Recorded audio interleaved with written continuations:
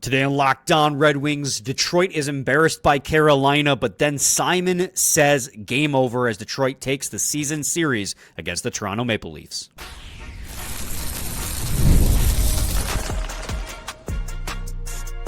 You're Locked On Red Wings, your daily podcast on the Detroit Red Wings. Part of the Locked On Podcast Network, your team every day.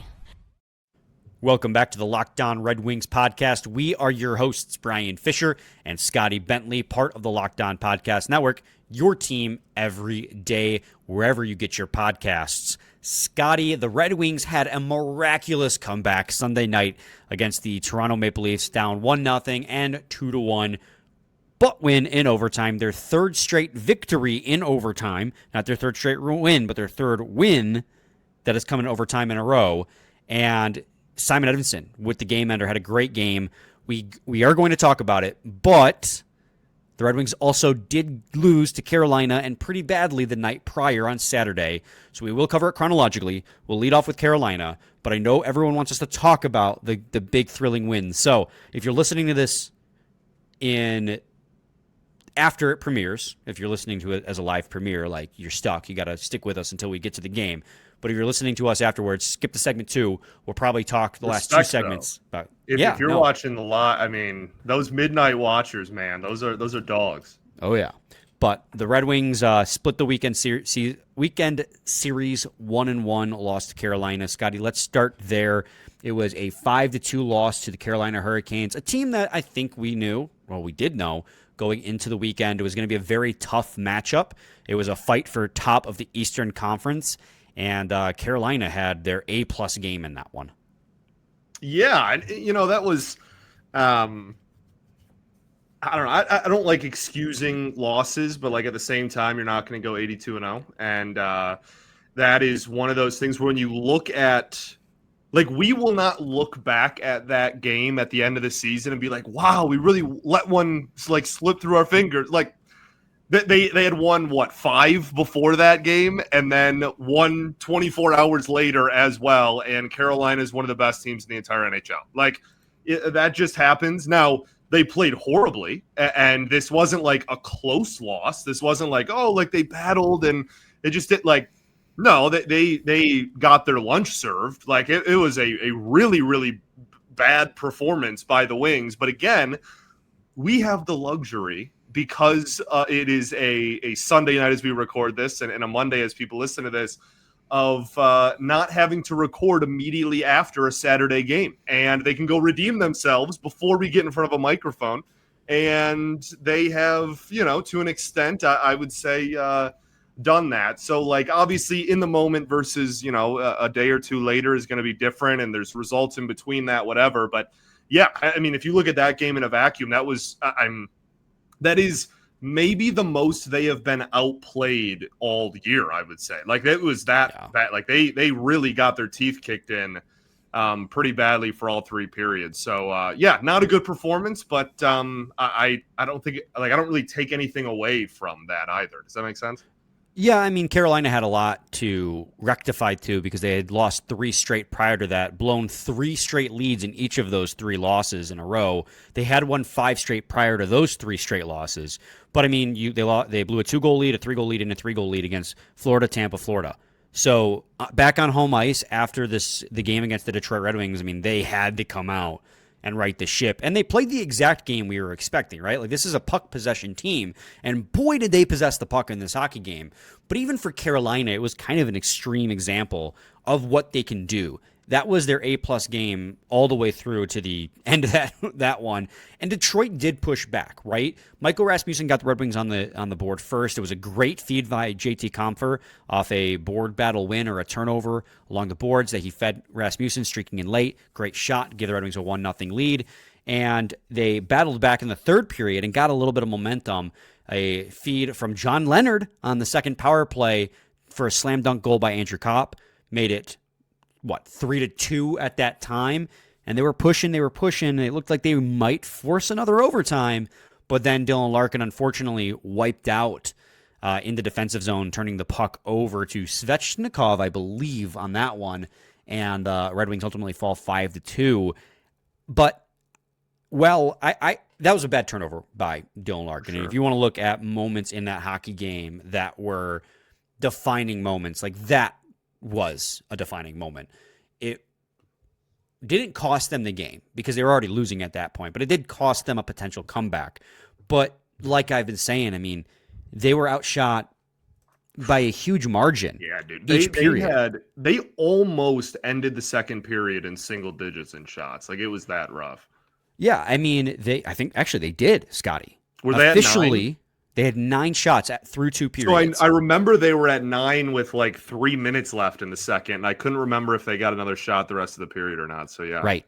They were outshot 15-5 in the first, 17-4 in the second, and they did outshoot Carolina 11-6 in the third period. But that is, of course, because of a third period push. They played a little bit better coming off the early goal by Kopp on the power play until the turnover by Dylan Larkin ultimately ended those comeback hopes. So it's just one of those games you kind of go, we got our butts kicked, sweep it under the rug and move on. Those games are going to happen. Obviously, you don't want them to happen too often, but in the most recent instances of the Red Wings getting their butts kicked, they've been able to respond. Utah, they responded, right? They came out. Edvinsson, they responded with a win over Chicago. And this is another example, right? The Wings got their butts kicked on Saturday by the Carolina Hurricanes, and they responded on Sunday against Toronto. What did you think, though, before we move on to Toronto? What did you think of John Gibson's game on Saturday? Yeah, I mean, I thought he was fine. There's the one we talked about it before we hit record too. There was the one crazy like deflection off the body, like whatever that kind of is what it is. I mean, yeah, like you see 5 on the score sheet. You're not gonna go, writing any songs about how great it was. But I don't think that this was. I don't think that he is the reason they lost. Like you mentioned, they got outshot by almost 30. Like I don't think that John Gibson is like necessarily to blame for the loss here. Yeah, I mean, Carolina, it was applying pressure the whole game. Even at the end of the first, the Wings were winning. I mean, Carolina still was way out shooting them, applying way more pressure, getting way more opportunities.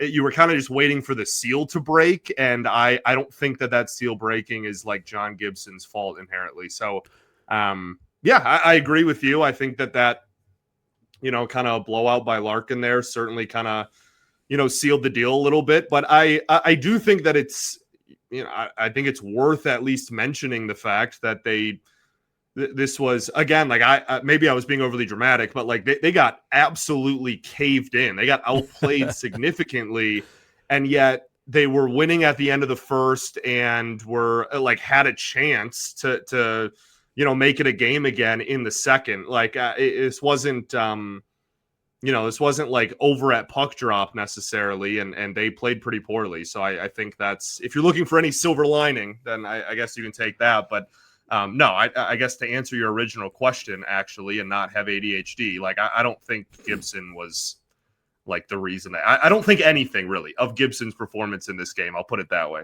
It's funny. I every time I bring somebody up, it's usually because I have an agenda. So when I ask you about John Gibson, it's because I think he actually had a pretty good game. Sure. In this one. It could have been, sometimes if I bring it up, he probably had a bad game. Anytime we bring a player up, it's usually because we think we were notable one way or the other. And now the Red Wings did allow 5, but the 5th goal was an empty net goal. So he was not net for that one. He allowed 4 goals in this game. Look at the goals that he allowed. It's just like the first one was a crazy deflection by Blake. The second one was a blown defense, and the Blake deflection was a blown defensive assignment too. Like he should have been tied up. The second goal was a blown defensive assignment. 2 guys, backdoor, just unattended, off of a failed scoring attempt initially by Carolina.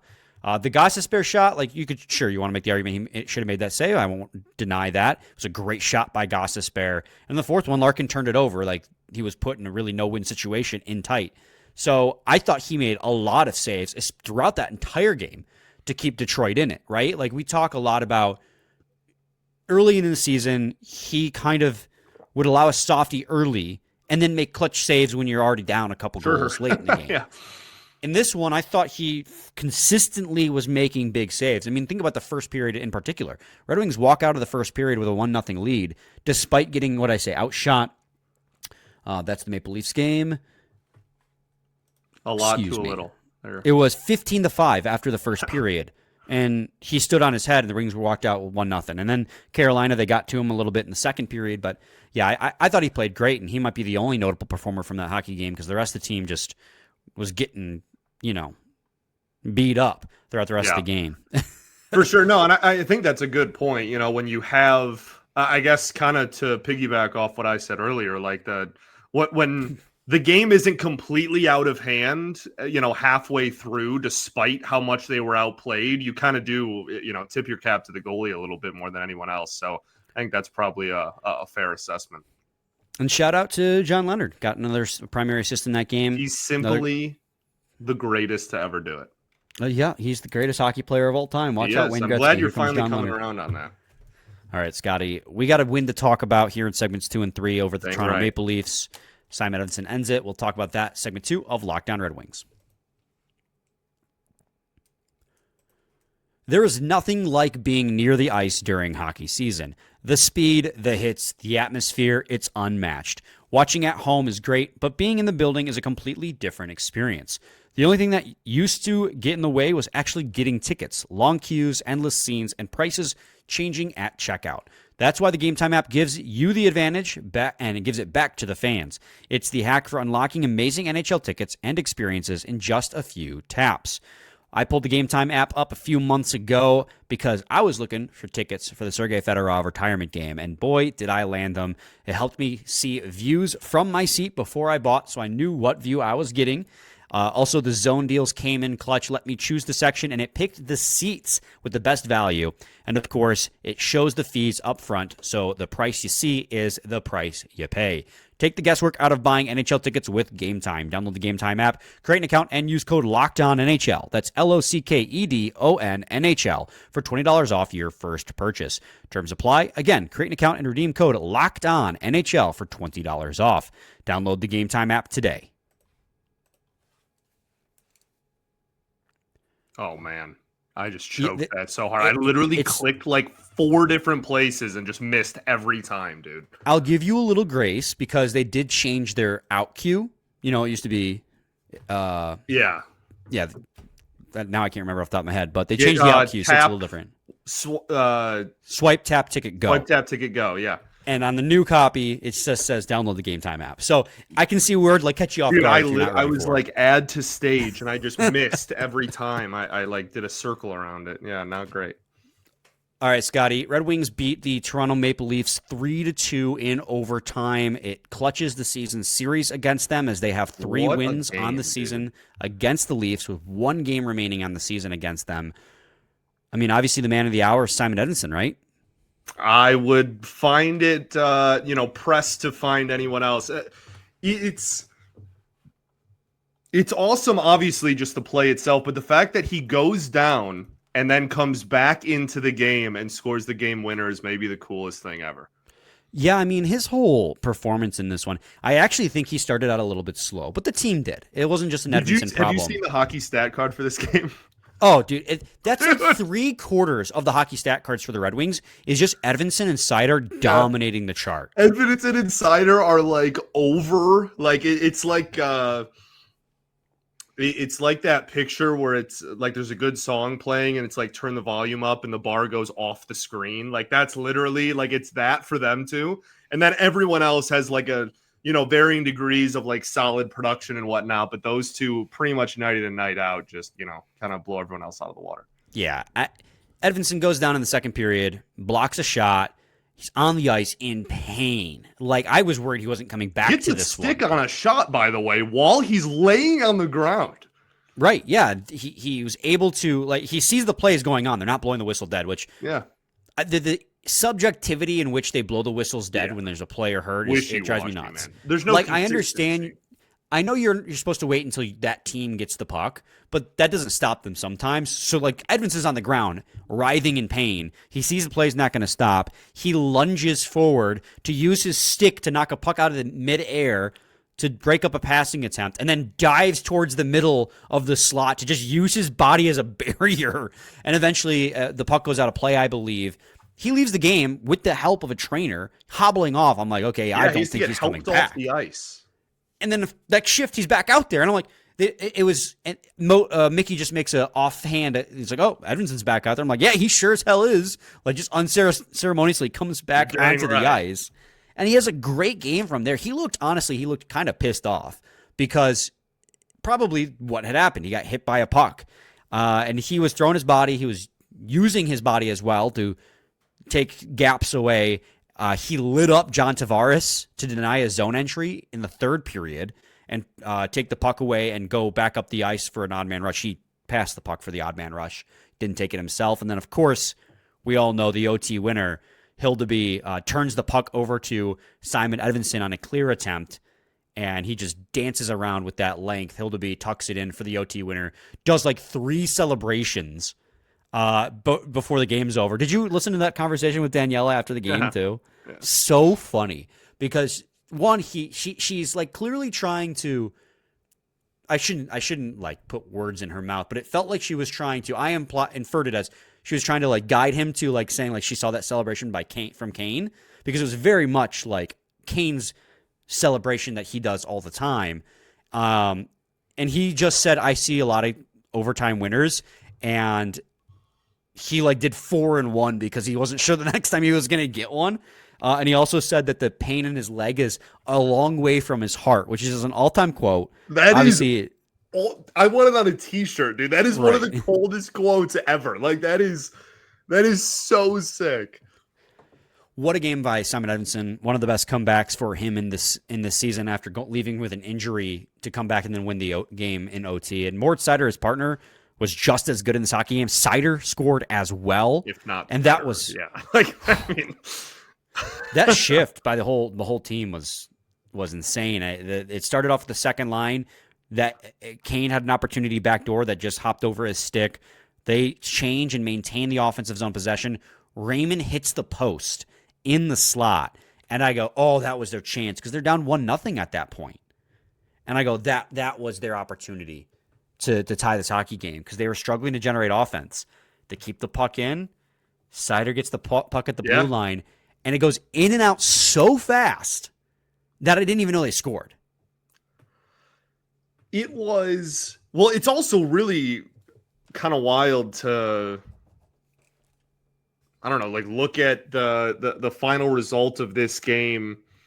3 goals, and 2 of them were from defensemen. The 2 defensemen that play the most every night as well, which I guess is a little bit more fitting. But I just love it. Like I guess hockey IQ is the way to word it, but just like the awareness of both of them to, like, Edvinsson didn't have to be that aggressive on that play, right? Like he could have played it a little, obviously you got to go get the puck in that moment, but like he didn't have to be as aggressive as he was as the defenseman on the ice in overtime. And like Seider on his play, like obviously he stepped up a little bit and still, was pretty far away from the net when he shot, but like it is so, I don't even know, like awesome. I don't even know what other word to use. That's like not great analysis, but like it's so fun to watch how smart they are. Like it is just that it is consistently the right decisions, especially with Seider more than really anybody else on the team for that matter, him and Larkin. It's always the right decision. You never second guess. And like we had that thing earlier in the year where like, Seider had a few like giveaways, or like that happens over 82. That's hockey. But like the thing that you can control people, even the best hockey players in the world make dumb mistakes sometimes. But like that is just so refreshing to see them every night and see, like you're never second guessing or questioning like a position or a decision that they make on the ice. And I think that both of these goals really kind of highlight that. Yeah, I mean, Edvinsson had a really slow start to the season as well. He started the year on the second pair with Axel Sandin Pellikka. They struggled pretty strongly. Taking a lot of penalties. Which still is, he's not really out of the woods of, but like he's getting better. He's gotten better for sure.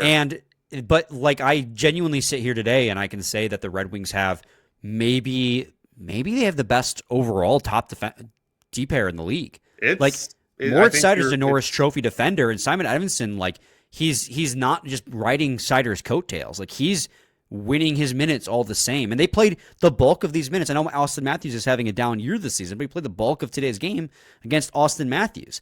And Edvinsson had led the team in shifts, and he led the team in ice time after missing a little bit of time with an injury. So he and Seider, I mean, we talk about it all the time. They've been phenomenal, and I'm like, do the Red Wings have one of the like? Do they have a top 5 top pair in the league? Like when you look at the two defensemen, I don't know if that was rhetorical or not, but like, yes, I I would say so. Like, I mean, I think it's totally fair to ask that question. I think in terms of, man, it's just. It's so weird isn't the right word, but it's so it's unique because I feel like a lot of fans and analysts in today's game of hockey kind of grade, we talked about it with the Norris too, kind of grade defensemen on like their point production to an extent. And like, these are two guys that are never going to be like the stat sheet stuffers necessarily in terms of that. Even like, they're not bad in that regard, clearly.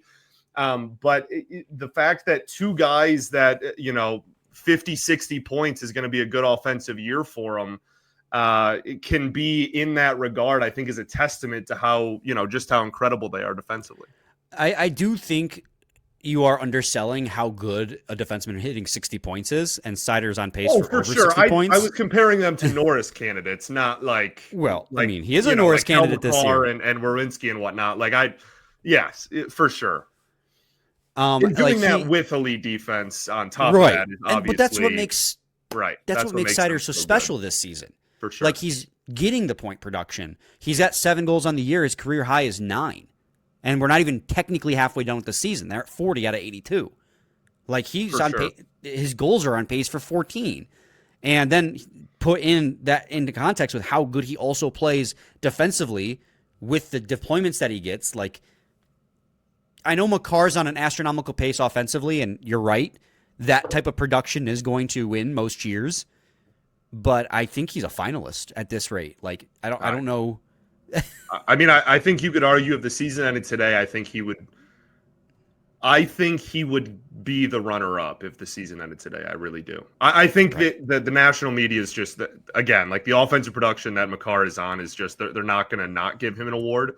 But I really do think that you would be hard-pressed to find a defenseman that would, usurp him from second place. And the national media, they've been talking about him.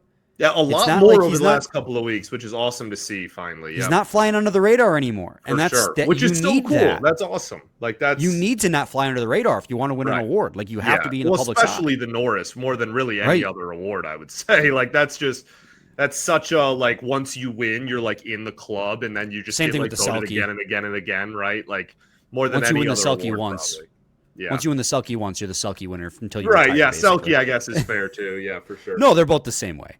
Scotty, let's head to a quick break. When we return, we'll get back on track, talk about this game against Toronto. Sorry. We love our Simon Edvinsson and more Seider praise. Stay tuned to segment 3 of Lockdown Red Wings.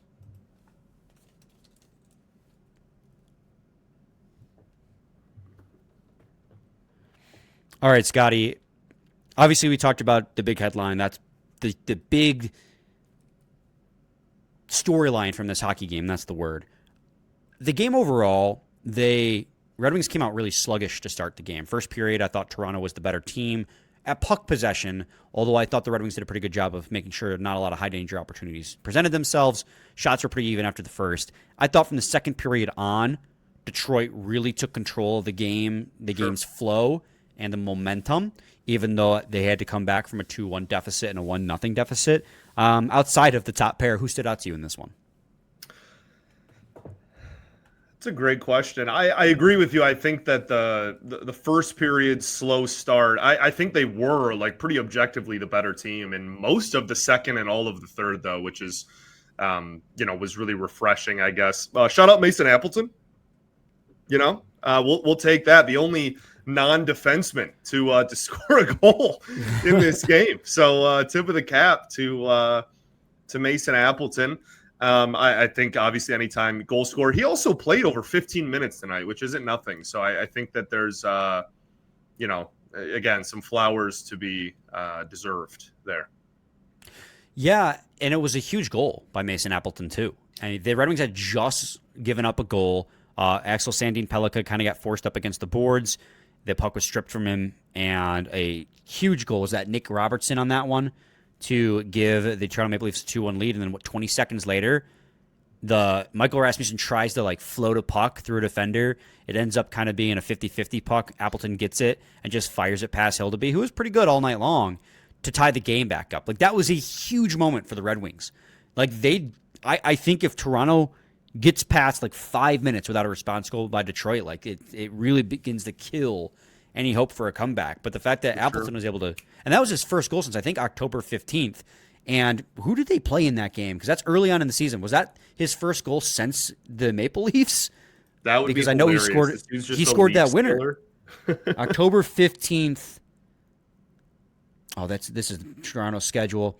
Let me go to the right page real quick. Apologies. It was against Florida. So the game, a couple games after that. He's an interdivision killer. Right. But obviously he missed a large chunk of time with injury. Yeah. So big goal by Appleton. Patrick Kane. Okay, cool. Yeah, that's literally, that was and then the biggest, pre-game, storyline was the fact that Patrick Kane took the ice. Yeah. Yeah, Patrick Kane returned to the lineup again, kind of unceremoniously.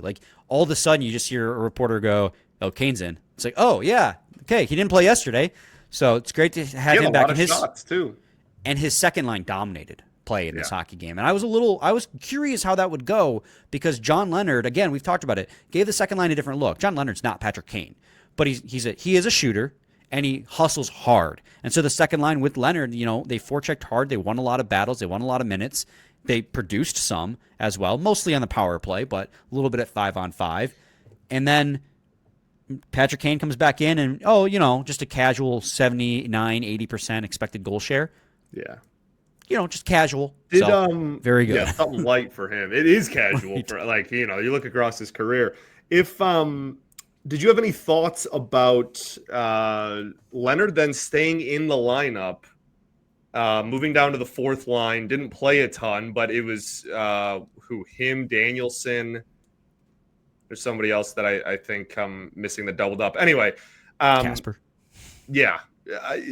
So no Soderblom though, which I thought was noteworthy. He was the odd man out. I personally did not think much of it just because he fishbowled for a game. I don't know. I think maybe they're not the worst thing in the world if you get an extra, couple days of rest. But I think certainly worth highlighting that he was the odd man out.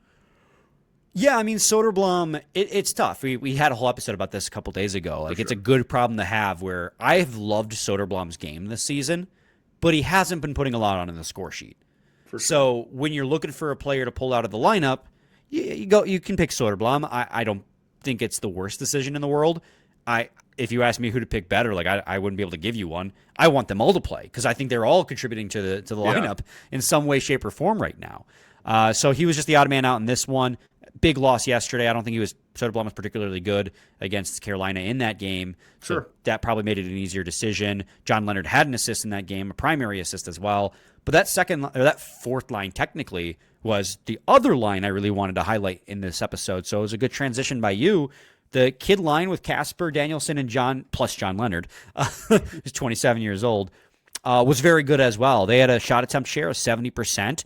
They had a couple of shifts where they had really good opportunities in the offensive zone. Nate Danielson barely missed scoring on the power play, so not a 5-on-5 opportunity because he whiffed on it. And then Marco Casper wound up for a slap shot that just went a little high. So they had a really, really good night. I really liked that line. And that seems to be the case with that line most nights. That line is young. It has a lot of heart. It hustles a lot. It generates opportunities, but they just can't find their scoring touch, it seems, at 5-on-5.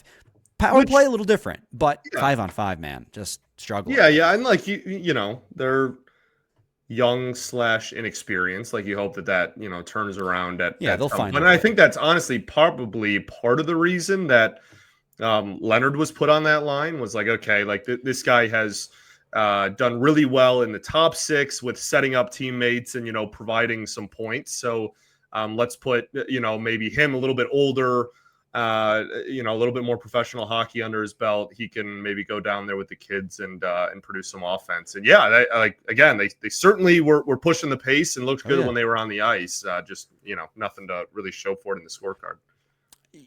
We were talking about near misses too with Danielson whiffing. Cop with like a minute and a half left has like a opportunity in tight. Hildeby gets his toe on it, and then he just grazes the crossbar with the second attempt. Cop nearly ended that in regulation. Just a moment to praise him because we have been pretty consistently praising him lately, but he's been playing so well since being reunited on the second line. He had a goal on Saturday and then nearly ended it in regulation. Well, and then Kane was, puck was flying around right in front of him with an open net too. I mean, they had that second line produced its chances. So yeah, tip of the cap for sure.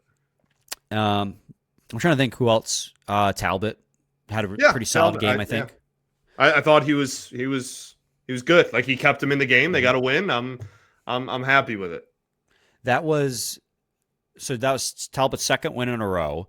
He had over a 900 save percentage in this one. I believe his goal saved above expected was like 0.7. I don't think he was ever phenomenal in this hockey game, but I think he was good. I think he was good enough to get the win. Sure. I didn't love either of the two goals he allowed, but one of those situations where I don't think they were like necessarily weak goals either. One was in the slot on the power play, and the other one was a turnover. It went short side, which was the part that I didn't love, but it was a bang bang play. So. And he only allowed 2. I can't be mad about a goalie only allowing 2 in a game where he faced 27, 28, 29 shots. I thought he was good. So that's great to see because you need Talbot to be good if he's going to be your backup goalie. So yeah, you certainly do, especially if he's not going to get as much playing time. You need him to really capitalize when he does. So that's right. I think what they've been getting most of the year. There was that little stretch where he didn't, but that's because he was playing more. Shocker. So I think that this is a good system, and it obviously all revolves around Gibson, consistently producing. So, and then I got something else I want to talk about, but maybe it's best saved for an off day. A debate we were having off the air prior to the episode starting. Yeah, I think that could be an off day conversation for sure. Yeah, just to give you a little taste, I mean, he again didn't see the ice in like the last 5 minutes of the game. I'll double check here real quick. Look at the shift chart. Yeah, he did not play the second half of the third period. I think after he had 2 shifts after he had the puck stripped from him for the goal against. And then he didn't play again in the rest of the game. And that's the trend, is whenever the game is tight late in the game, they don't put him out there. Yeah. So the conversation is just like, what's the best for ASP? Because he's producing now. It's just, I don't know. Well, we got to save it. Yeah. I think it's a good off day conversation because I think that there's a lot of factors in that, right? Like it's more than just him. Right. There's kind of an organization-wide question, really. So, yeah, I think that's a good conversation for later this week for sure. Well, we have an off day tomorrow because they don't end the day after, I think. No, just tomorrow because we're recording the day in advance. But we'll be back with a new episode tomorrow. Stay tuned for that. Any final thoughts? We ball, baby. We ball. I'm glad to be back. Golly, I missed you. Jeez. I missed you too. It was 5 whole days. Gosh. Yeah. It's like the longest we've gone without speaking to each other in 4 years. So I don't think I've smiled this much in a while in those 5 days. Holidays with your family? That's terrible. Well, I was trying to take a shot at you, but you're right. That came off way different. Well, I mean, I guess it is good that I smiled a bunch with my family, so I guess it's not. Yeah. But I was trying to roast you, but you're right. I'd hope so. It's the holidays. This is why I don't talk smack, because I'm not good at it. Like in general, like on the ice, playing against an opponent, like they'll talk smack to me, and I'll just go like, "Thanks, man," because I don't. Yeah, totally. Well, so, you know what though? I will say that's very disarming to a lot of my opponents when they talk smack. Yeah, and I just go, "You know what, dude? You're right." I was a big talker. Dude, it happened in youth. I wore a neck guard. I was like, and I was one of the few kids who did. For sure. And team players tried to make fun of me, like, nice neck guard, loser. And I go, "Thanks. It protects my neck." And they go, "You're such." I don't know what to say to that, dude. They don't know what to say to that. Such a weirdo. Yeah, I wouldn't know what to say to that either, to be honest. I guess respect. Yeah. So, yeah, my whole life's been like that. Scotty, amazing. Let's go. I love you, brother. Well, I love you too.